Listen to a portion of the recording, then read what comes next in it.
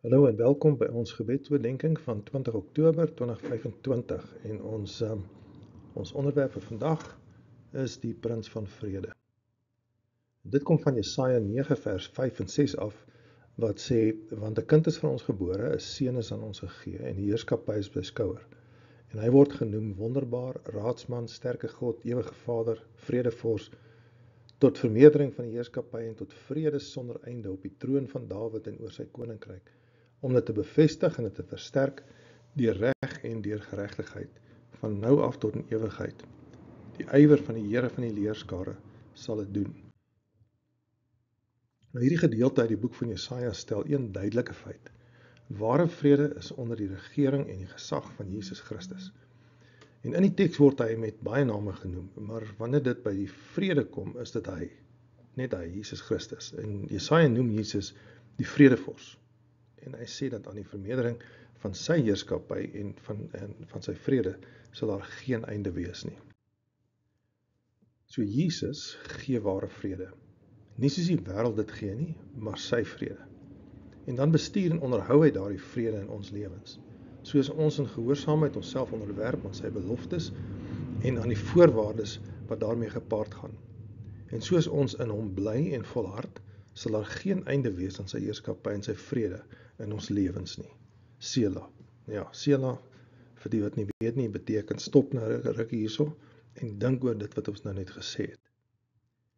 So om in sy teenwoordigheid in te gaan en hom in gees en in waarheid te aanbid, is die begin van die verbinding met die vredevors.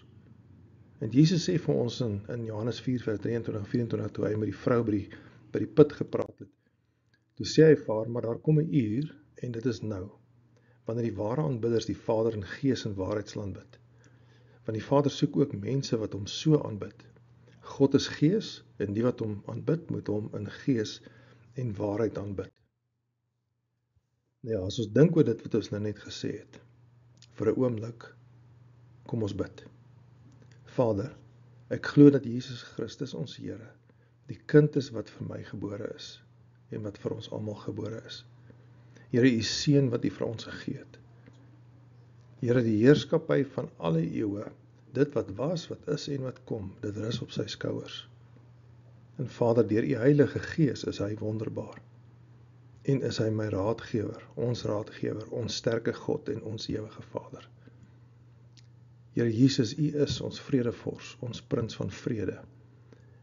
En ons aanbid u en onderwerp u aan ons, aan hom. Here, aan u heerskappy en u vrede sal daar geen einde wees nie. En ons glo dat u op die regte tyd sal terugkeer en sal orde bring en regverdige oordeel en geregtigheid sal bevestig. En van daardie tyd af vir ewig.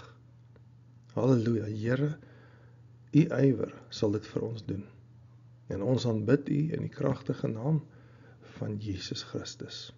Amen. Nou ja, voordat ons tot sien sê, soos altyd, onthou asseblief om op die blog te registreer as jy die dagstuk daar lees. En as jy op YouTube kyk, klik asseblief op die like, subscribe en share knoppies, sodat ons saam meer mense kan aanmoedig met die woord van die Here. Dis al vir nou, tot ons weer praat. Bye.